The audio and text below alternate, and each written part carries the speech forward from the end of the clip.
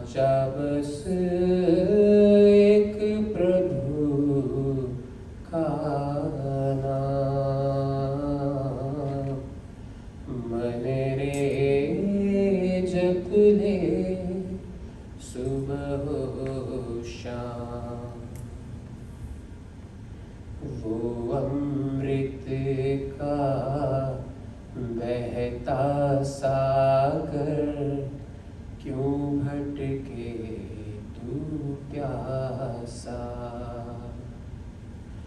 उस अमृत से प्यास बुझा ले, दूर हो तेरी निराशा। शरण में आकर शीश झुकाकर, शरण में आकर शीश झुकाकर, कर उसको प्रणाम। साचा बस एक प्रभु का नाम, मन रे जप ले सुबह हो शाम। हर मुश्किल में वो ही आकर सबको धीर बंधाता। भंवर में अटकी नैया को भी वो ही पार लगाता। संकट रूपी इस नैया को, संकट रूपी इस नैया को पल में लेता था। साचा बस एक प्रभु का नाम, मन रे जप ले सुबह हो शाम।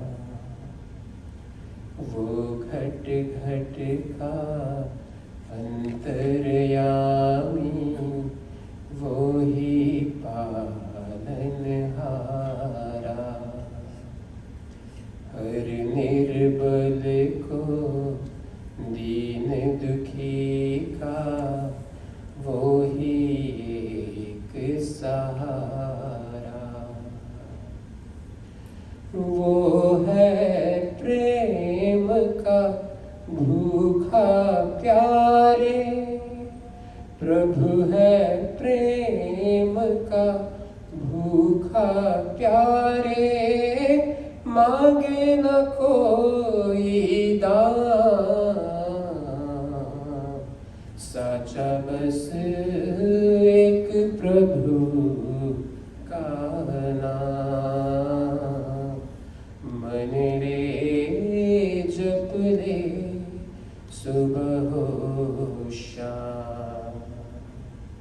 शरण में आकर शीश झुकाकर, शरण में आकर शीश झुकाकर, कर उसको प्रणाम। साचा बस एक प्रभु का नाम, मन रे जप ले सुबह हो शाम।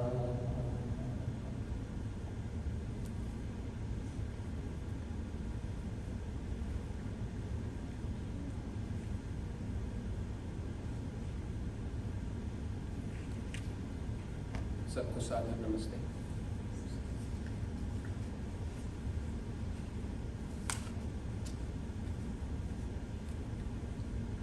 जैसे हमने आज देखा एक छोटे बच्चे ने यज्ञ किया, तो इसको हमारी संस्कृति में संस्कार बोलते हैं, और इसको अंग्रेजी में जो क्लोजेस्ट वर्ड है उसको हैबिट बोलते हैं।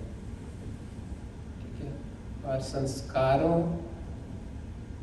बार बार किसी काम को करने से उसके हम पर संस्कार पड़ जाते हैं, और बार बार किसी काम को करने से हम पे हैबिट पड़ जाती है उसकी। ठीक है, तो वो एक ही चीज़ है।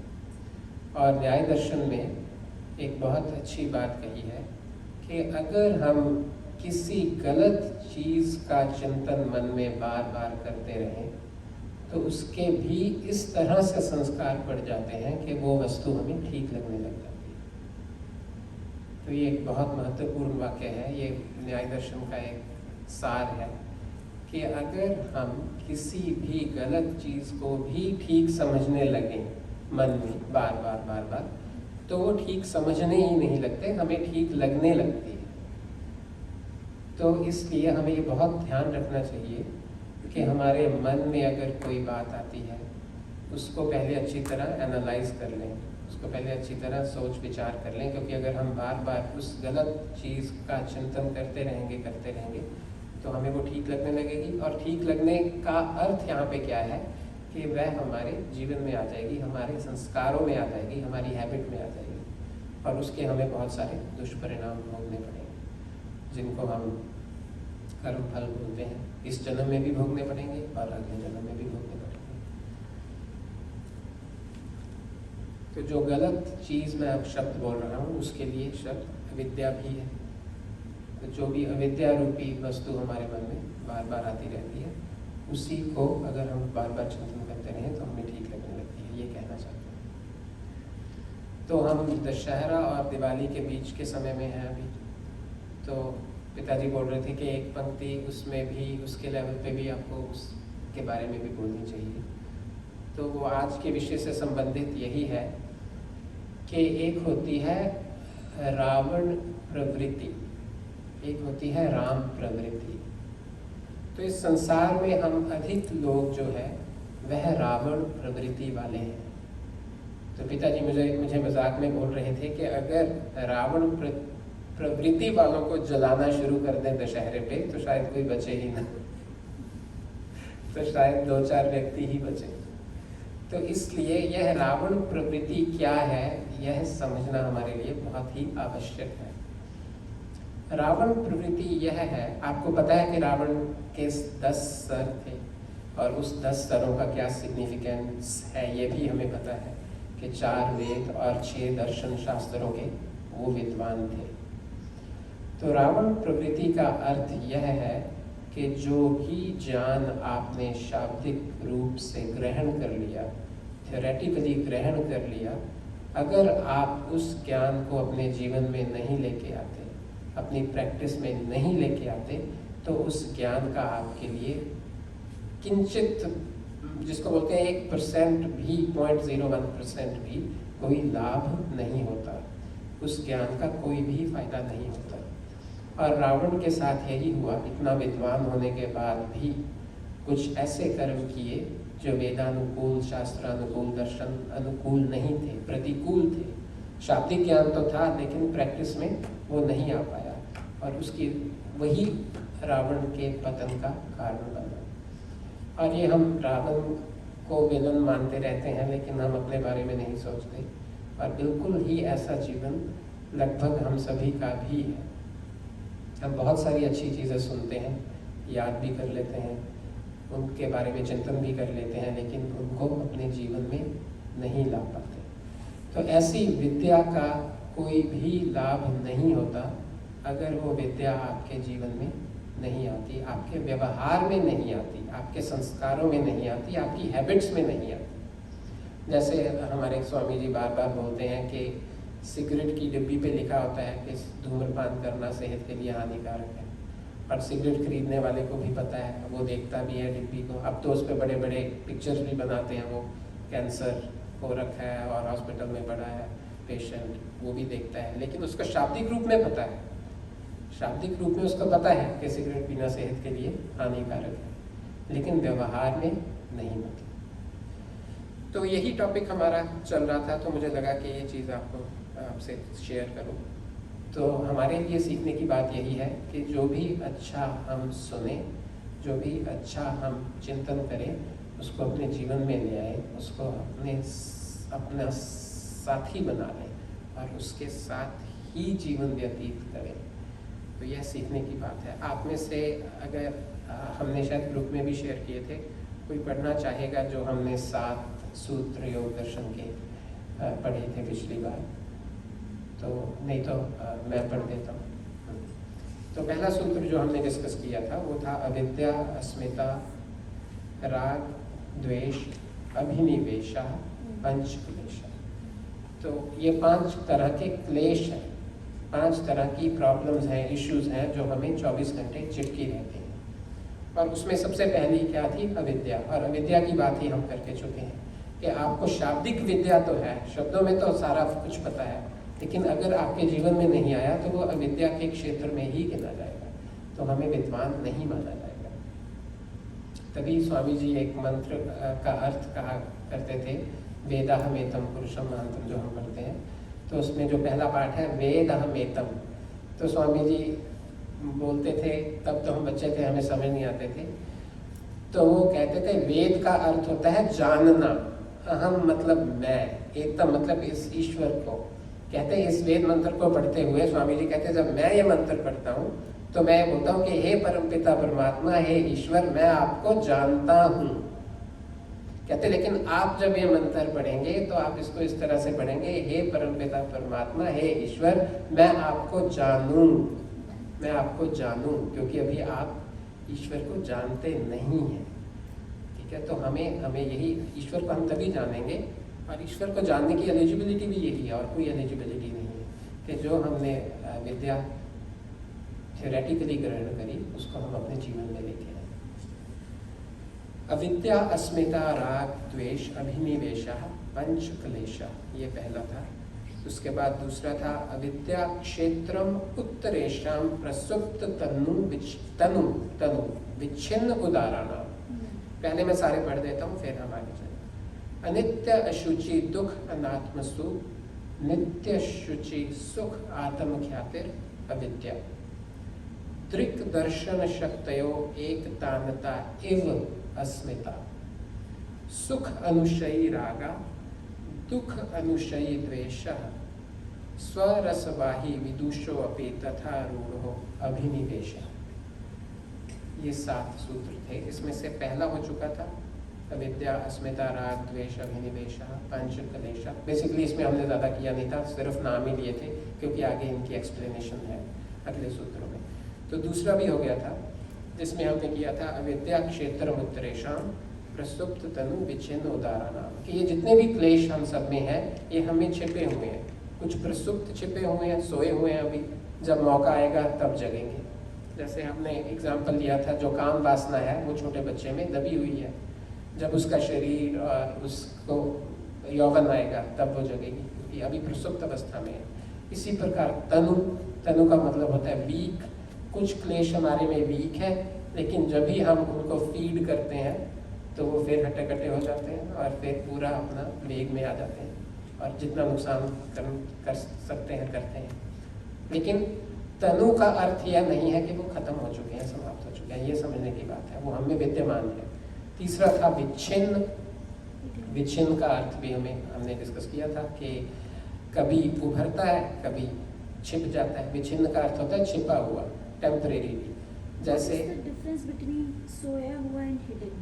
हाँ, सोया हुआ और विच्छिन्न, इनका प्रश्न है कि प्रसुप्त और विच्छिन्न में क्या अर्थ है। विच्छिन्न ज्यादा रेगुलरली आ रहा है हमारे में, प्रसुप्त बहुत ज्यादा दबा हुआ है, वो किसी विशेष अवस्था में ही आएगा। विच्छिन्न का जैसे हमने एग्जाम्पल लिया था कि आप अपने बच्चे के साथ खेल रहे हैं तो आपको उसमें बहुत ज्यादा राग का संस्कार इस वक्त है, वो है उदार, जो चौथा है। उदार का अर्थ होता है पूरा जो एकदम प्रबल है इस वक्त, और एकदम एक कुत्ता भागता आया तो वो हिडन वाला। हाँ, तो उस वक्त जब आप बच्चे के साथ खेल रहे थे तो आप में द्वेष विच्छिन्न था। ऐसा नहीं है कि द्वेष आप में प्रसुप्त है, आपने द्वेष बहुत देर से किया ही नहीं है। ठीक है, तो जब भी कुत्ता आया तो आप में क्या हुआ, जो बच्चे के प्रति राग था वो क्या हो गया, विच्छिन्न, और जो कुत्ते के प्रति द्वेष था वो क्या हो गया, उदार, क्योंकि आपको यह हो गया कि इससे खतरा है। ठीक है, एकदम वो चला गया, या उसका आपने जो भी इंतजाम कर एक लिया, चीज ऊपर आ गई। हाँ, तो फिर कुत्ते के प्रति द्वेष क्या हो गया? विच्छिन्न। बच्चे के प्रति राग फिर क्या हो गया? उदार। तो ये चारों अवस्थाएं हैं इन संस्कारों की। हमने पिछले बार भी डिस्कस किया था कि इनकी डेफिनेशन देने से पहले इनकी अवस्थाओं को बताना ऋषि ने ज़्यादा आवश्यक समझा। और उसका रीज़न जो मुझे समझ आया है कि जब हम एक एक संस्कार अब पढ़ेंगे, अब हम चिंतन कर सकेंगे कि अच्छा ये मेरे में कौन सा है, कैसे मैं इसको उभारती हूँ। तो मुझे अभी याद आ रहा है, जैसे हमने अभी सिगरेट का एग्जाम्पल लिया, तो हम उसका क्यों लें, हम अपना एग्जाम्पल क्यों ना लें। हम सबको पता है कि सुबह उठना अच्छी बात है, थियोरेटिकली एक्सरसाइज करना अच्छी बात है, ओवर ईट ना करना अच्छी बात है, ठीक है, ये सारी चीज़ें हमें थियोरेटिकली पता है, लेकिन हम उनको अपने व्यवहार में नहीं ला पाते। तो ऐसे पता होने का कोई भी लाभ नहीं मिलता। अगर आप और मेरे से डिटेल में पूछें तो ऋषि ऐसा बोलते हैं कि जिसको पता है और वो नहीं करता, वो दंड का अधिक भागी बनता है, उसको दंड अधिक मिलता है। हमने शायद पहले भी एक बार मजाक में ये बात कही थी कि जो लोग इस कमरे में नहीं हैं उनको शायद दंड कम मिलेगा, क्योंकि उनको पता ही नहीं है। आपने कई बार ये भी देखा होगा कि पुलिस के साथ भी, ट्रैफिक पुलिस के साथ भी होता है कई बार, अगर आप उसको जेन्युइनली कन्विंस कर दें कि मुझे पता नहीं था। देखिए, अगर ट्रैफिक पुलिस वाले ने आपको पकड़ लिया, वो कहीं यहाँ स्टॉप साइन था, आपका यहाँ था, आपने देखा, हाँ देखा, आपने रोकी नहीं, हाँ रोकी नहीं, तो आपको पक्का टिकट मिली। अगर आप उसको जेन्युइनली कन्विंस कर दें कि मुझे दिखा नहीं, मुझे पता नहीं था कि यहाँ पे स्टॉप साइन है, या मुझे पता नहीं था कि स्टॉप साइन पे रोकते हैं, मुझे इस नियम का पता नहीं था, तो आपको कुछ चांसेस हैं थोड़ा सा छूट मिलने की, उस पर डिपेंड करता है, पर कुछ छूट मिलने की चांसेस हैं। अगर आप कहेंगे मुझे पता तो था, अच्छी तरह पता था, मुझे स्टॉप साइन है, इस पर रोकते भी हैं, पर मैंने नहीं रोकी, तो बहुत मुश्किल है कि वो आपको फाइन ना करें, तो हो सकता है और ज़्यादा करें। तो इसलिए जो हम लोग हैं जिनको इस थियरी का पता है और हम इसको प्रैक्टिस में नहीं लेके आते, हम ईश्वर की निगाह में अधिक दंड के भागी बनते हैं। हाँ, सभी वो कहते हैं ना, इग्नोरेंस इज ब्लिस, तो ignorance is definitely a bliss. लेकिन अगर आपको पता है, आप उसका पालन नहीं करते, तो गड़बड़ है। तो ये चारों क्लेश जो हैं हमें, चारों अवस्थाओं में, पांचों क्लेश चारों अवस्थाओं में जो रहते हैं हमें, तो हमें इनका बहुत ज़्यादा ध्यान रखना है। और एक पांचवी अवस्था है जो इस सूत्र में नहीं लिखी, जो ऋषि ने लिखी है, वो है दग्ध बीज अवस्था। दग्ध बीज अवस्था, द आधा ग ध, दग्ध, द आधा ग और ध, दग्ध बीज, जिसको हम बोलते हैं dormant state of a seed. तो अगर आप एक गेहूं के बीज को खेत में डालते हैं तो वो पौधा बनेगा, उसमें हजारों बीज उत्पन्न होंगे। यही तो एक नियम है, अगर एक बीज से एक ही बीज उत्पन्न हो फिर तो बीज खत्म हो जाएंगे, ठीक है ना। तो लेकिन अगर आप उस बीज को बोने से पहले तवे पे भून दो, उस बीज को तवे पे भून दो, और भूनने के बाद उसको आप बो, और बहुत अच्छा उर्वरक डालो, उसमें सब कुछ चीज़ें डालो, धूप पानी सब, वो नहीं उगेगा, वो डॉर्मेंट स्टेट होगी उसकी।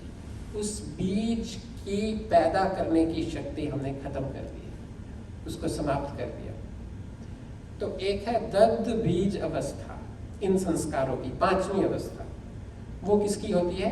योगी की होती है, जो ईश्वर के बहुत निकट होता है, जिसको हम बोलते हैं समाधि लग जाती है, जिसको ईश्वर साक्षात्कार हो जाता है, जो जीवन मुक्त हो जाता है, अर्थात जिसको पता लग जाता है कि ये मेरा लास्ट जन्म है, उसमें इन संस्कारों की, इन चारों में से कोई स्टेट नहीं बचती, ना तनु, ना प्रसुप्त, ना विच्छिन्न, ना उदार। ये जो पांच क्लेश हैं उसको नहीं सताते। ये क्लेश उसमें होते तो हैं, पर दग्ध बीज अवस्था में होते हैं। दग्ध बीज अवस्था का क्या मतलब है कि ये अपने आप को प्रकट ना करने की क्षमता में आ जाते हैं, दबे रहते हैं, कहीं पड़े रहते हैं मन में, क्योंकि मन संस्कार रहित तो हो नहीं सकता, पर इनकी मल्टीप्लाई होने की, इनकी उद्भव होने की या अपने आप को प्रकट करने की शक्ति समाप्त हो जाती है। तो जो फिफ्थ अवस्था है वो इसलिए यहाँ पे नहीं बताई इस सूत्र में, क्योंकि वो 99.9% लोगों पे एप्लीकेबल नहीं है, लेकिन पांचवी अवस्था है, वो है दग्ध बीज अवस्था। तो पिछली बार जो तनु अवस्था थी उसको खाली डेफिनेशन देकर छोड़ा था, उसको कुछ और भी एक्सप्लेनेशन? हमने हमने तनु बाद में करी थी। तनु करी हाँ। और उसके विच्छिन्न बता के छोड़ा। नहीं। हाँ, तनु हमने 4th में ले ली थी। हाँ। बिल्कुल ठीक है। तो हाँ, तनु को हमने वैसे कर लिया था पिछली बार। तनु का मतलब होता है कमज़ोर। तनु को और अगर हम डिटेल में जाना चाहें तो आप ऐसे समझ लीजिए कि अगर कोई व्यक्ति अल्कोहलिक था, ठीक है, और उसने बहुत मेहनत करके ए बोलते हैं, क्या बोलते हैं, अल्कोहल अनोनिमस, है ना, हाँ, तो वो ग्रुप्स ज्वाइन किए और डॉक्टर्स की भी हेल्प ली और अपनी फैमिली को भी कहा कि मुझे हेल्प चाहिए और मैं पूरी कोशिश कर रहा हूँ। तो धीरे धीरे वो अपने ग्रुप में जाते हैं, वो लोग आपस में डिस्कस करते हैं और सबसे पहला क्वेश्चन यही होता है, तो वो बड़े खुशी बताते हैं, it's 39 days I am sober, ठीक है, it is 45 days I am sober. तो जितने दिन बढ़ते जाते हैं बिना उस द्रव्य को टच किए, उतने अल्कोहल को कंज्यूम करने के जो संस्कार है वो तनु होते जाते हैं, कमज़ोर होते जाते हैं और कमज़ोर हो जाते हैं। 3 महीने, 6 महीने, 9 महीने, 1 साल, 2 साल, ठीक है, वो एकदम तनु हो जाते हैं। दर्द भी उसी के होंगे जो योगी है, वो किसी के नहीं होंगे। अब क्या हुआ, 1.5-2 साल बाद उसके बेटे की शादी है, ठीक है, और उस पर तो बहुत बड़ा रिचुअल है, ये सारे दोस्त, सारे जीजा जी, रिश्तेदार, फूफाजी, जो भी बड़े बुजुर्ग सब नाराज़ हो जाएंगे, ठीक है। तो उसने बहुत अपने मन को समझाया, उन लोगों को समझाया, पहले तो सब नहीं समझे, फिर अपने मन को समझाया कि 2 साल हो गए, 2 साल हो गए छोड़े हुए, आज एक दिन में भी ऐसा क्या हो जाएगा, ऐसा भी क्या हो जाएगा, अगर आज इनके कहने पे 2 घूंट पी भी लूँगा तो क्या हो जाएगा, ठीक है। अब जब उसने उस दिन वो 2 घूंट पिए, तो जो भी उस संस्कार की तनु की मात्रा थी, मान लो 10 में से वो 1 रह गया था, ठीक है, अब वो फिर 4.5-5 पे आ जाएगा। तब ऐसा हो सकता है कि अगली शाम को फिर जब उसको कन्विंस किया जाए कि आज भी रिसेप्शन है, आज भी कोई बात नहीं, एक दिन है तो एक और सही, 2 दिन में भी क्या होता है, 2 दिन, 2 साल कहीं 2 साल कहीं 2 दिन, हाँ, तो आप कोई बात नहीं, पी लो, ठीक है, तो फिर वो अगले दिन फिर ले सकता है, ले ली। और उससे बहुत ज़्यादा चांसेस ये भी हैं कि जो संस्कार आज तनु था, कल को वो उदार बन सकता है। तनु से उदार बनने में कोई समय नहीं लगता, उदार से तनु बनने में बहुत समय लगता है। ये एक की पॉइंट है, आप चाहे नोट कर लीजिए। आप में कोई भी बुरा संस्कार उदार रूप में है, उसको तनु में लाने में आपकी जितनी ज़्यादा शक्ति लगेगी, उससे 1000वां हिस्सा शक्ति लगा के आप उसको तनु से उदार में ला सकते हैं। तनु से उदार लाने में 1 मिनट लगता है।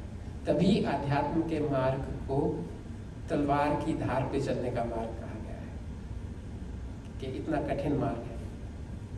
तो तनु की बेसिक डेफिनेशन यही होगी कि चाहे विद एफर्ट, चाहे बाई चांस, सर्कमस्टेंशियल, कई बार सर्कमस्टेंसेस ही ऐसे हैं। कई लोग मुझे मिलते हैं, वो कहते हैं जी हम जैसे कहीं गए, वहाँ हम मांस खाने लगे, लेकिन उसके बाद हम दोबारा ऐसी जगह पे आ गए जहाँ हमारे पास बहुत ज़्यादा ऐसे ऑप्शंस थे वेजिटेरियनिज्म के, और हम बेसिकली तो वेजिटेरियन ही थे, तो हमने छोड़ दिया। तो वो क्या सर्कमस्टेंशियल हो गया, वो मांस खाने के संस्कार तनु होते जाएंगे धीरे धीरे धीरे धीरे, क्योंकि खाए ही नहीं है। लेकिन उसमें सर्कमस्टेंसेस का ज़्यादा रोल था और अपने एफर्ट्स का कम रोल था।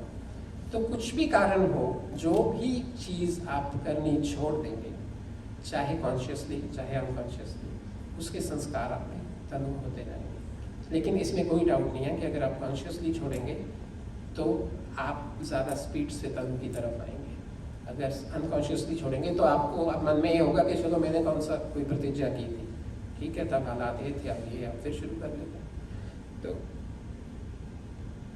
ये याद रखना है, कभी भी जब तक आप समाधि अवस्था तक नहीं पहुंचते, हम में से कोई इस गलत फहमी में न रहे कि मेरे में वो संस्कार तो है ही नहीं है। कोई भी बुरा संस्कार है, मान लीजिए द्वेष का संस्कार है, कोई भी राग का संस्कार है, किसी भी तरह का झूठ का संस्कार है, चोरी का संस्कार है, अन्याय का संस्कार है, कभी भी ऐसा मत समझ लीजिए कि मेरे में तो ये संस्कार है ही नहीं है। ऐसा हो ही नहीं सकता जब तक आप, वो दबा हुआ होगा, प्रसुप्त होगा। प्रसुप्त को पकड़ पाना मुश्किल है, प्रसुप्त को पकड़ पाना मुश्किल होता है। प्रसुप्त तभी सामने आता है जब आलंबन सामने आता है, जब वैसा माहौल बनता है। जैसे हमने मजाक में बात बताई थी ना, किसी ने कहा कि जो मेरे हेल्पर हैं घर पे, so that guy is very honest, so there was $10 bill under the table, he gave it back to me. तो उसका दोस्त कहता, no put $10,000 and then see how honest the person is.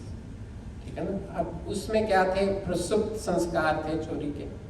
ठीक है, $10 से नहीं जगे, ठीक है, लेकिन हो सकता है 10,000 से जग जाए, हो सकता है 1 मिलियन से जग जाए। तो आप ऐसा नहीं, जैसे हिंदी मूवीज में बोलते हैं ना, विलन बोलता है हीरो को, ईमानदार पुलिस ऑफिसर को, कि हर एक का क्या होता है, एक रेट होता है अपना रेट बताओ। तो ये बात ठीक है। कुछ हद तक वो संस्कार किसी न किसी मात्रा में हम सब में दबे रहते हैं।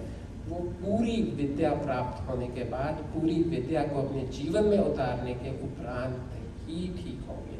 मतलब दत्त बीज अवस्था में जाएंगे, उसके बिना नहीं जाएंगे। आते जाएंगे जाते जाएंगे, आते जाएंगे जाते जाएंगे। जाते जाएंगे का मतलब प्रसुप्त होते जाएंगे, तनु होते जाएंगे, विच्छिन्न होते जाएंगे, फिर उदार होते जाएंगे, प्रबल होते जाएंगे, और हमें 24 घंटे दुखी रखेंगे। बेसिकली हम ये डिस्कस ही क्यों कर रहे हैं, क्योंकि ये हमारे दुख का कारण है। ये क्लेश हमारे दुख का कारण है, और इनकी अवस्थाएं हमारे दुख का कारण है।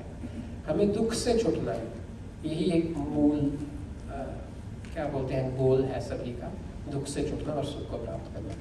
ठीक है, ये ग्रेजुअल नहीं हो सकता वैसे, क्योंकि हैं भी तो इतने सारे, तो ऐसा पॉसिबिलिटी नहीं होगी कि हम एक से वाकई उसको डोमेंट में ले आए और हम धीरे धीरे बाकियों को कर रहे हैं। आप उसको तनु में ला सकते हैं, सबको तनु में ला के छोड़ सकते हैं, लेकिन आप दत्त बीज में नहीं ला सकते। अगर एक दत्त बीज में आ गया तो सारे आ जाएंगे। हाँ, ये सिक्के के दो वो है, 2 साइड्स है। आप ऐसा नहीं कह सकते मेरे सिक्के में टेल नहीं है, हेड है, या हेड नहीं है, tell. Either this or that. ये बहुत, जो आपने क्वेश्चन पूछा है, ये बहुत ही कॉमन है। स्वामी जी से अक्सर जो माताएं हैं, जो मदर्स हैं, वो बोलती हैं हमेशा ही आके स्वामी जी को कि स्वामी जी मेरे में राग तो है, द्वेष नहीं है। हाँ, द्वेष का कोई संस्कार नहीं है। स्वामी जी कहते हैं आपको किस में राग है? कहते हैं मुझे अपने बेटे में राग है। कहते हैं अगर उसके, मैं एक ब्रह्मचारी को बुलाऊं और कहूं कि इसकी खूब पिटाई करे आपके सामने, आपके बेटे की, तो आपको कैसा लगेगा? कहती मुझे ब्रह्मचारी पे बहुत क्रोध आएगा। और कई जो हरियाणा की माताएं हैं वो कहती हैं मैं तो लठ लेके आ जाऊंगी, ब्रह्मचारी की टांगे तोड़ दूंगी। कहते इसी को द्वेष बोलते हैं। ठीक है ना। अगर आप में राग है तो आप में द्वेष है ही। अगर आप में द्वेष है, आप में राग है ही। अगर आप में एक भी संस्कार, एक भी अविद्या बची हुई है, तो आप में सारी ही है। इट्स क्या बोलते हैं, नन और ऑल, है ना। तो वो है। तो हमने सेकंड किया था अविद्या क्षेत्र उत्तरेशम प्रसुप्त तनु विच्छिन्न धारणा। अब जो तीसरा है वो है, आप मेरे साथ साथ बोल सकते हैं, अनित्य, अशुचि, दुख, अनात्मसु, अनात्मसु,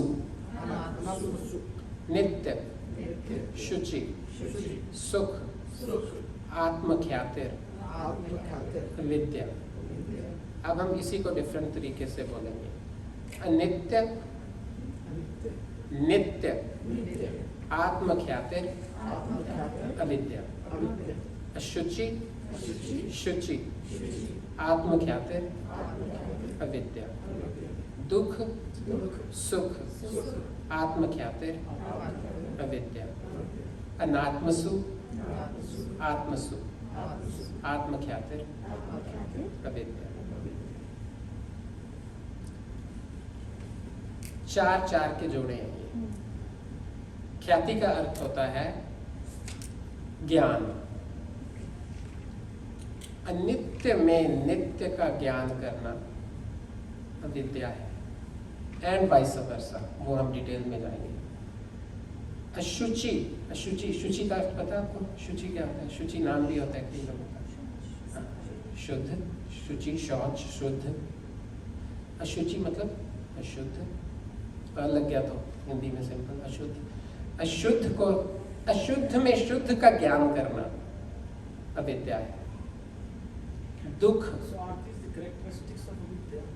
हाँ, अविद्या के प्रकार हैं ये, ऐसे बोल दीजिए, या आप बोल दीजिए अविद्या के प्रकार बोल सकते हैं। हाँ, characteristics is a better word. ये सूत्र जो है स्वामी जी से लेके अब जो स्वामी लोग हैं वो सभी ये कहते हैं कि हम रोज सुबह दोपहर शाम इस सूत्र का ही चिंतन करते हैं। जैसे होता है ना, आपको एक की या पंच लाइन दे दी जाती है किसी चीज़ के लिए, और आपको वही हेल्प करती है अपने प्रोफेशन में ग्रो करने के लिए, ठीक है। तो ये सूत्र अध्यात्म में ग्रो करने के लिए सबसे इम्पोर्टेंट सूत्र है, और इस सूत्र की जितनी मर्जी व्याख्या चर्चा करते रहें, ये अनंत है। और हम तो आज इसको टच कर पाएंगे, और हम कितना भी इसको एलैबोरेट कर सकते हैं अपने मन में, बल्कि मैं चाहता हूँ कि हम अगले सेशंस में हर कोई इस पे 2-2 मिनट बोले, इस सूत्र पे अपने जीवन में से उदाहरण लेके बोले, तो उससे हमें और ज़्यादा फायदा होगा। अनित्य को नित्य मानना, अशुचि को शुचि मानना, दुख को सुख मानना, अनात्मा को आत्मा मानना, यही अविद्या है। एंड वाइस वर्सा, नित्य को अनित्य मानना, शुद्ध को अशुद्ध मानना, सुख को दुख मानना, आत्मा को अनात्मा मानना, ये भी अविद्या है। ठीक है, अब हम एक एक करके ले लेते हैं, नहीं तो ये कंफ्यूजिंग हो जाएगा। हम लेंगे अनित्य नित्य ख्यातिर अविद्या। अनित्य को नित्य मानना, यही अविद्या है। तो मैं एक डेफिनेशन है वो ना भूल जाऊँ, एक सेकंड दे दीजिए जी। तो इसको समझने के लिए, अनित्य को नित्य को समझने के लिए हमें 2 चीज़ें समझनी पड़ेगी। इस संसार में एक होता है कार्य द्रव्य, एक होता है कारण द्रव्य, ठीक है। एक होता है कॉज, एक होता है प्रोडक्ट। हमेशा एक बेसिक प्रिंसिपल आप याद रखिए, जो कारण द्रव्य है वो बाद में खत्म होगा, कार्य द्रव्य पहले खत्म हो जाएगा। आपने सुना होगा, कोई किसी ने आपको बताया होगा कि यहाँ पे बहुत बड़े महल हुआ करते थे, अब क्या है? खंडर, अब खंडर है। तो महल क्या था? वो कार्य द्रव्य था, और उसका कारण द्रव्य क्या था? ईंट, लकड़ी, सीमेंट, पेंट, लोहा। तो देखने में क्या मिला कि 1000-2000 साल बाद महल तो नहीं रहा, पर वो कारण द्रव्य जो थे, अभी भी ईंटें हैं, अभी भी सीमेंट है, अभी भी पेंट है, अभी भी लोहा है, अभी भी लकड़ी है, लेकिन महल नहीं है। और सिंपल एग्जांपल, हम घर में सब्जी बनाते हैं तो बहुत बार होता है, हम कहते हैं तो खराब हो गई, सब्जी खराब हो गई, कार्य खराब हो गया, लेकिन उसका जो कारण है वो अभी भी एग्जिस्ट कर रहे हैं। उसमें नमक भी है, उसमें गाजर भी है, उसमें स्पाइसेस भी हैं, तेल भी है, कारण द्रव्य अभी भी एग्जिस्ट कर रहे हैं, पर जो कार्य द्रव्य था वो खराब हो चुका है, वो नष्ट हो चुका है, वो डिटीरियोरेट हो चुका है। इस तरह से अगर हम कारण द्रव्यों को ढूंढते ढूंढते ढूंढते ढूंढते पीछे तक चले जाएं, तो अल्टीमेटली जो कारण द्रव्य है वो है सत्व रजतम, मूल प्रकृति, जिसको इलेक्ट्रॉन प्रोटॉन न्यूट्रॉन बोलते हैं, वो है कारण द्रव्य। और कार्य द्रव्य क्या है? उस सत्व रजतम से जो भी बना हुआ है वो क्या है? कार्य द्रव्य। इस समय इस कमरे में जो भी हमें दिख रहा है वो क्या है? कार्य द्रव्य। और जिससे बना है वो है सत्व रजतम, मूल प्रकृति। अब सूत्र क्या कहता है? अनित्य को नित्य समझना। जो भी कार्य द्रव्य है, इसके लिए संस्कृत में या हिंदी में एक और शब्द भी आता है, संघात। संघात, संघात होता है मिल के बनना, हाँ, कई चीज़ों को मिला के इकट्ठा करके बनना, हाँ, संघात, है ना। तो जैसे आटा है या दाल वाला आटा है, वो भी संघात हो गया। अब आटे का एक एक कण अलग कर दीजिए तो वो उसका क्या हो गया? कारण द्रव्य। ये सिंपल है, हमें समझ आ जाएगा, बहुत सिंपल डेफिनेशन है। तो सबसे बड़ी अविद्या इस संसार में क्या है कि जो अनित्य है, अर्थात जो कार्य द्रव्य है, जो संघात है, और मोटी भाषा में जो शरीर है, ये क्या है? अनित्य, अनित्य है। इसको क्या समझना? नित्य। अनित्य को नित्य समझना अविद्या है। हाँ, पूछिए।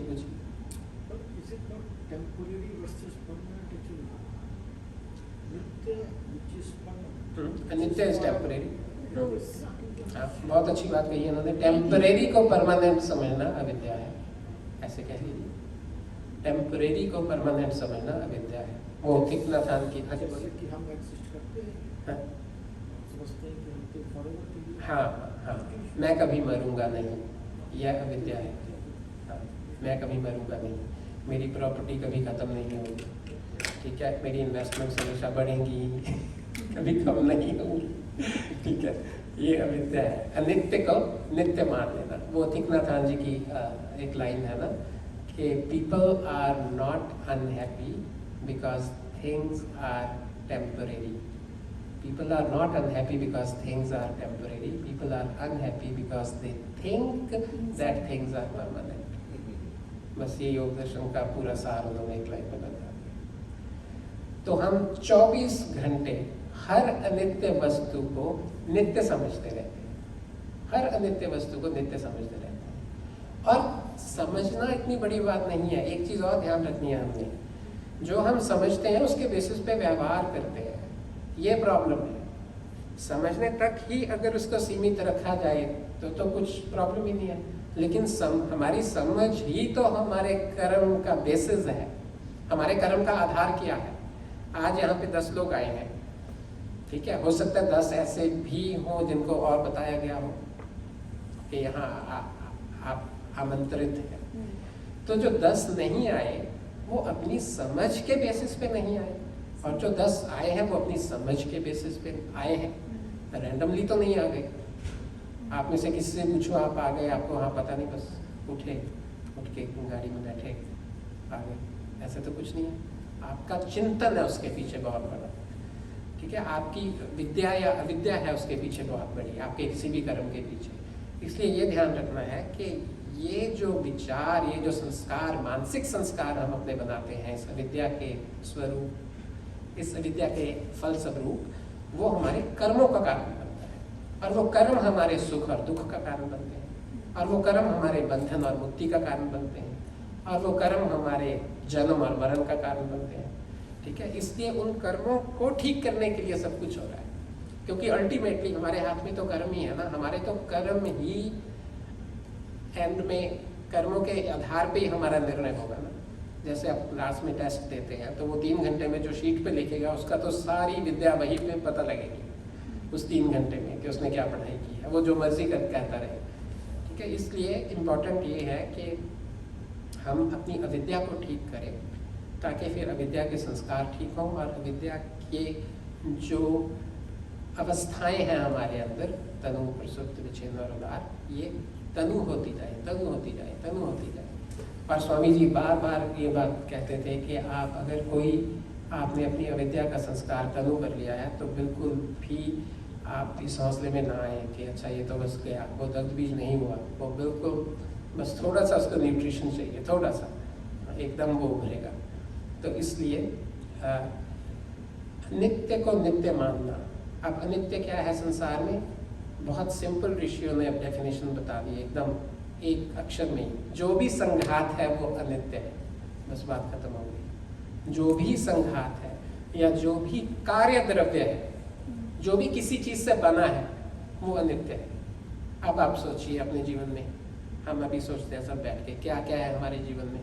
गाड़ी है, घर है, ठीक है, परिवार है, परिवार में जो भी पति पत्नी, माता पिता, बच्चे, रिश्तेदार, ठीक है, और आगे चलिए हमारा शरीर है, ठीक है, ये सब क्या है? संघात है, ठीक है। और मटीरियलिस्टिक पोजेशंस जितने भी आप सोच सकते हैं सब ले लीजिए, एनीथिंग, हाँ, ये सब संघात है। तो जो भी संघात है उस संघात को नित्य मानना ही हमारी सबसे बड़ी अविद्या है, और उस नित्य मानने के अनुकूल व्यवहार करना ये भी हमारी सबसे बड़ी अविद्या है।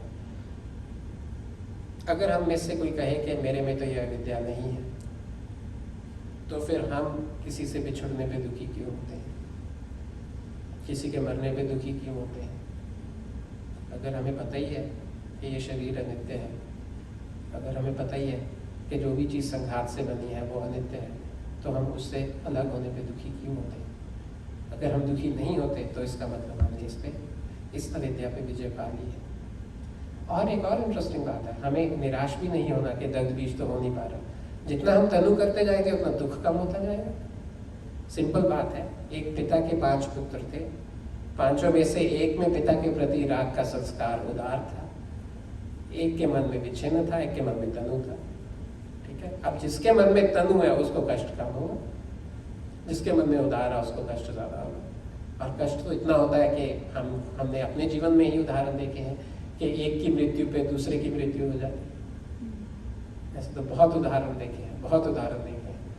अभी रिसेंटली मेरे मदर की कॉलीग थी, she passed away within 30 days her husband passed away.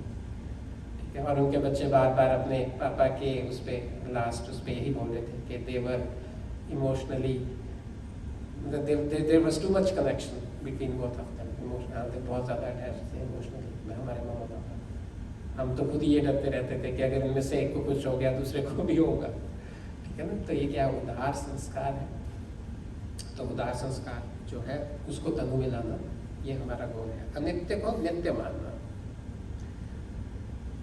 और नित्य को अनित्य मानना, ये भी इंपॉर्टेंट है डिस्कस करना। कोई एग्जांपल दे सकते हैं? नहीं तो फिर मैं दूंगा। नित्य को अनित्य मानना। सूर्य तो अनित्य है, सूर्य तो खत्म हो, जो भी चीज संघात से बनी है, सूर्य तो संघात से बना हुआ है। सूर्य, चंद्र, पृथ्वी, ब्रह्मांड, तारे, ये सब संघात से बनी है, ये सब अनित्य है। हाँ, आप दोनों ने एक ही बात कही, बिल्कुल ठीक। निवेदिता जी ने भी आप हाँ जी, कंपैरेटिवली हमारे से नित्य है, रिलेटिवली पर यूनिवर्सली अनित्य है सूर्य, बिल्कुल ठीक। तो आपने आत्मा कहा, बिल्कुल ठीक। जब किसी की मृत्यु होती है तो हम ये समझते हैं कि इसकी आत्मा की भी मृत्यु होगी। ठीक है, अगर हमें ये पक्का पता हो कि इस शरीर की मृत्यु हुई है, आत्मा की मृत्यु नहीं हुई, क्योंकि आत्मा अजर है, अमर है, तो हमारा कष्ट वैसे ही 1/10 1/5 रह जाएगा। ठीक है ना, लेकिन हम ये मान के चलते हैं कि आत्मा भी गई। और सबसे बड़ी अविद्या कि हम सारा जीवन जब एक दूसरे से व्यवहार करते हैं, ठीक है, ये समझ के व्यवहार करते रहते हैं कि हम शरीर से व्यवहार करते रहते हैं, आत्मा के लेवल पे व्यवहार ही नहीं करते। जो चीज़ दिख रही है उसी के लेवल पे व्यवहार करते हैं, जो चीज़ नहीं दिख रही, जो चीज़ चेतन है, जिसकी वजह से ये शरीर चल रहा है, उससे व्यवहार, उसके लेवल पे व्यवहार नहीं करते। अब आप कहेंगे कि ये अच्छी तरह समझ नहीं आया। जो कोई ज़्यादा सुंदर है हम उसकी तरफ ज़्यादा आकर्षित होते हैं, जो बिल्कुल भी सुंदर नहीं है हम उसकी तरफ कम आकर्षित होते हैं। ठीक है, जो रोगी है, जो अक्षम है, सक्षम नहीं है शरीर से हम उसकी तरफ कम आकर्षित होते हैं। इससे क्या पता लगता है कि हम शारीरिक लेवल पे व्यवहार करते हैं एक दूसरे के साथ, आत्मिक लेवल पे व्यवहार नहीं करते। अगर आत्मिक लेवल पे करो तो सभी बराबर। हाँ, मुझे एक पेरेंट मिला था, he is one of my clients. उसके he lost his son at a very young age. तो उसने कुछ मुझे बताया कि जो सिक किड्स हॉस्पिटल है उसमें जो डॉक्टर्स हैं वो बच्चों के साथ आत्मिक लेवल पे व्यवहार करते हैं, शारीरिक लेवल पे व्यवहार नहीं करते। कहता उन डॉक्टर्स और नर्सेज और उस टीम को देख के हमें ये लगा कि जो माँ की ममता है वो तो शायद कम है, जो माँ का एक अपने बायोलॉजिकल चाइल्ड के लिए प्रेम है वो तो शायद कम है। तो वो कहता मुझे ऐसा लगा कुछ महीने जब मेरा बच्चा वहाँ रहा कि इस संस्था के लिए तो जो भी करो वो कम है। सिक किड्स हॉस्पिटल की बात कर रहा था। तो आत्मा के लेवल पे व्यवहार करना, और ऐसी बात नहीं है कि जो योग दर्शन पढ़ रहा है वही आत्मा के लेवल पे व्यवहार करेगा। बिना पढ़ने वाला बहुत आगे हो सकता है, पढ़ने वाला रावण प्रवृत्ति के चलते हुए पढ़ता रहेगा, हो सकता है 100 जन्म पढ़ता रहे लेकिन जीवन में लेके ही ना आए। ठीक है, तो अनित्य को नित्य समझना, ये हमने बहुत बेसिक सिर्फ एक ही एग्जाम्पल दिया, शरीर का एग्जाम्पल दिया, आत्मा का एग्जाम्पल दिया। व्यवहार उसको थोड़ा और इलैबोरेट करें। हाँ, आत्मा के लेवल पे व्यवहार को आत्मा के अलावा और क्या हो सकता है जो नित्य को अनित्य समझना। हाँ, तो 2 क्वेश्चन हो गए। आत्मा परमात्मा के अलावा कुछ नित्य नहीं ना। नित्य की सतरजतम तो नित्य मूल हाँ, तीन चीजें नित्य है ना। नहीं भैया, तीन चीजें हैं, आत्मा, परमात्मा और मूल प्रकृति, सत्व रजतम। मूल प्रकृति क्या? सत्व रजतम, matter in its purest form, electron, proton, neutron. created or destroyed. So three things are eternal, जो नित्य है। God, soul and matter can neither be created nor be destroyed. Out of these three, two are animate and one is inanimate.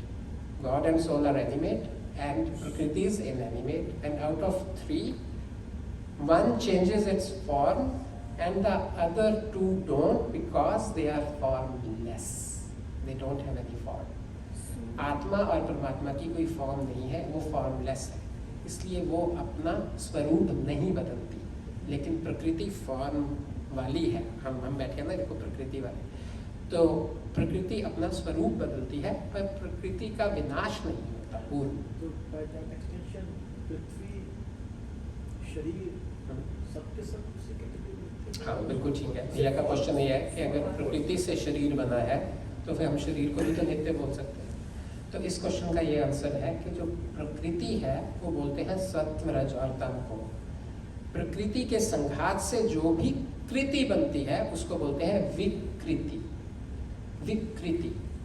विकृति जो भी विशेष कृति, उस चीज को आप देखिए, आपकी किचन में मसाले, नमक, आटा, सब्जी सब पड़ा है, ठीक है।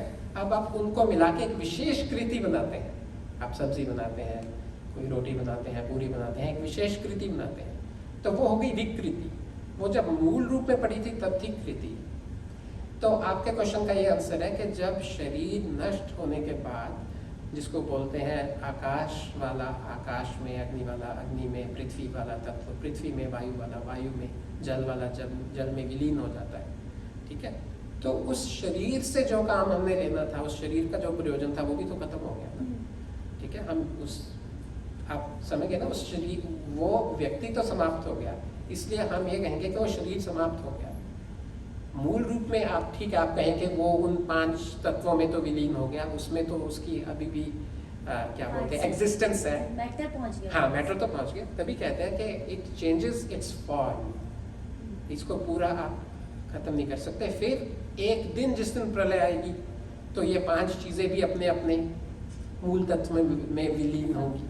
जल वाली जल तन्मात्रा में, वायु वाली वायु तन्मात्रा, अग्नि वाली अग्नि तन्मात्रा, फिर वो तन्मात्राएं आगे आगे अपने अपने सत्व रजतम में वापस जाते जाते जाते सिर्फ मूल प्रकृति बचेगी। तो जो आपका क्वेश्चन था कि अन्य कौन सी ऐसी चीज़ें हैं जो नित्य हैं, जिनको हम अनित्य मानते हैं, वो 3 ही है, ईश्वर है।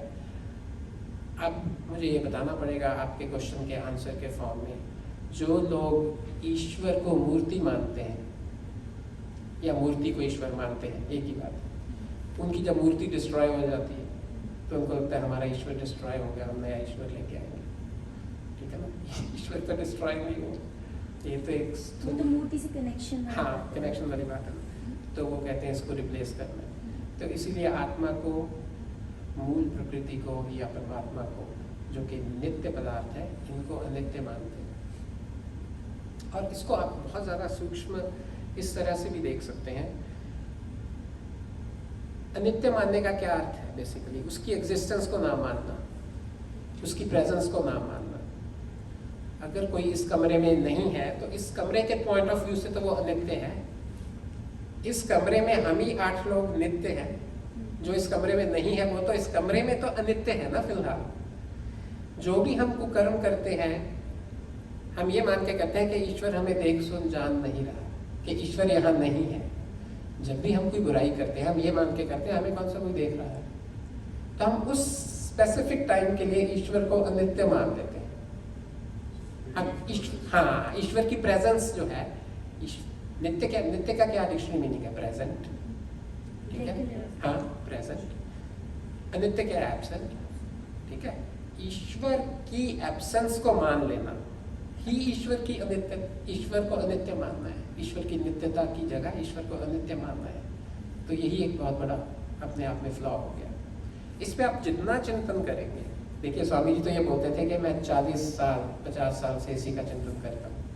और जो अभी स्वामी विवेकानंद जी जो स्वामी सत्यपति जी के शिष्य हैं, वो कहते हैं हमें स्वामी जी ये सूत्र हर दूसरे तीसरे दिन किसी ना किसी फॉर्म में पढ़ाते थे।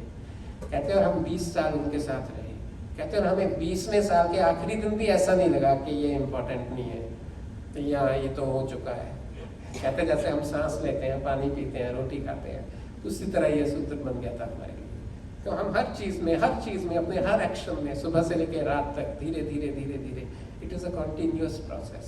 आपको पता ही नहीं लगेगा। वो जो हमने सबसे जहाँ से आज का हमने ये डिस्कोर्स शुरू किया था कि जब आप मन में एक गलत चीज़ को बार बार सोचते रहते हैं, वो इतनी ठीक लगने लगती है कि आपको पता ही नहीं लगता कि मैं कुछ गलत कर रहा हूँ।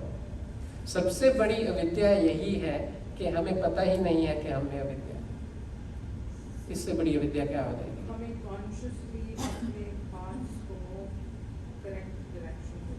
हाँ, कॉन्शियस तब रहेंगे जब हमें ये पता होगा कि हम कभी भी डायरेक्शन लेस या डीरेल हो सकते हैं। जब हम ये कॉन्फिडेंस में है कि हम तो ठीक ही चल रहे हैं, तो हम कॉन्शियस ही नहीं रहेंगे। अवेयरनेस सबसे इम्पॉर्टेंट है। अवेयरनेस के बाद है एक्सेप्टेंस या एक्नॉलेज करना, एक्सेप्ट करना। एक्शन तो फिर लास्ट स्टेप है, वो तो बिल्कुल बाय प्रोडक्ट है। उससे पहले तो सारा काम हो चुका है। हम कई बार अगले के एक्शन पे अगले से नाराज होते हैं, लेकिन उसके पीछे की सारी जो प्रोसेस है वो हमें पता ही नहीं होती। तो अनित्य को नित्य मानना। और दूसरा इस सूत्र में क्या था? अशुद्ध। अशुद्ध, हाँ जी। ये जो आप बोल रहे हैं अनित्य को नित्य मानना और वाइस वर्सा। और vice versa, तो ये सिर्फ इस धर्म में है या सभी में? ये आपने अच्छा क्वेश्चन पूछा है। इस समय जो हम बात कर रहे हैं वो हम दुख के कारणों की कर रहे हैं कि दुख का कारण क्या है। दुख तो यूनिवर्सल है। आप किसी भी धर्म में हैं, आपको दुख तो आएगा ही। आप हिंदू हैं, सिख हैं, ईसाई हैं। और अगर आप किसी टेम्परेरी चीज़ को परमानेंट मान रहे हैं, irrespective of your religion, irrespective of your culture, your values, तो आपको दुख तो आएगा ही। ये तो जो हम यहाँ पढ़ते हैं, हम कोशिश यही करते हैं कि यूनिवर्सल प्रिंसिपल्स पढ़ें, हम कोई स्पेसिफिक प्रिंसिपल नहीं पढ़े। तभी सत्य सनातन वैदिक धर्म बोलते हैं ना इसका, क्योंकि ये सबके लिए है, ये सत्य है। हम किसी को गलत नहीं कहते या किसी के बारे में बुरा नहीं कहते, लेकिन हम ये कहते हैं कि जो हमारी विद्या है वो सब पे अप्लाई होती है। वो हर एक के लिए, हर एक दुखी है, हर एक टेम्परेरी को परमानेंट माने हुए है, और हर एक टेम्परेरी को परमानेंट मान के उसी तरह से बिहेव कर रहा है, और उसका वही बिहेवियर उसके दुख का कारण है। जब वो टेम्परेरी को टेम्परेरी मान के बिहेव करना शुरू कर देगा। अब मुझे पता आज हमने जल्दी शुरू किया, मुझे खत्म करना चाहिए, तो दो तीन नहीं, चलो फिर भी लेकिन मुझे फिर भी ये एग्जांपल देना पड़ेगा। हम जब स्वामी सत्यपति जी के पास पढ़ने जाते थे, निवेदिता जी और मैं, तो 3 बजे हमारी कक्षा होती थी। तो 3 बजने में 5 मिनट पे हम बाहर जाके खड़े हो जाते थे, क्योंकि स्वामी जी तो बहुत ज़्यादा स्ट्रिक्ट थे टाइम के मामले में। और बिल्कुल जब 2:59 और 3 के बीच का समय होता था, हम उनका दरवाज़ा खटखटाते थे। तो जाली का डोर था, उनका तख्त पोश लगा होता था, उनकी पीठ होती थी दरवाजे की तरफ। तो वो हमारी तरफ देख के ऐसे बोलते थे, अच्छा जी आ गए आप, है ना। तो जब 10 दिन हो गए तो मुझसे रहा नहीं गया। तो मैंने स्वामी जी को कहा कि आप ऐसे क्यों पूछते हो, जैसे आपको याद नहीं कि आप हमें 3 बजे पढ़ा रहे हैं या हमारे आने का समय है। तो आप इतने अचंभित हो के, इतने सरप्राइजिंग मोड में क्यों पूछते हैं हमसे। स्वामी जी कहते हैं बात ये है कि ये शरीर अनित्य है। तो जब आप 4 बजे इस क्लास के बाद चले जाते हैं, मेरे लिए आप मर जाते हैं, क्योंकि ये किसने गारंटी दी है कि आप